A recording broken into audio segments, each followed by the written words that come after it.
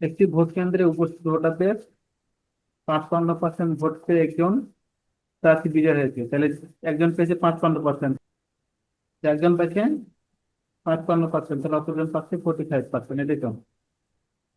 হুম। তিনি তার একমাত্র প্রতিদ্বন্দ্বী অপেক্ষা 11,000 ভোট বেশি পেয়েছেন। তাহলে নর্মালি কত পার্সেন্ট ভোট বেশি পেয়েছে? 10%।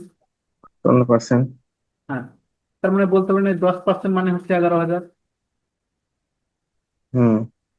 তাহলে ভোট কেন্দ্রে কতজন ভোটার উপস্থিত ছিল? তাহলে আমরা বলতে পারি, তাহলে প্রথম জন লিখতে হবে, প্রথম জন পেয়েছে 55%, দ্বিতীয় জন পেয়েছে 45%, 40%। তাহলে বিজয়ী প্রার্থী বেশি পেয়েছেন 10%, তাহলে অতএব 10%। 10% সমান হচ্ছে 11,000।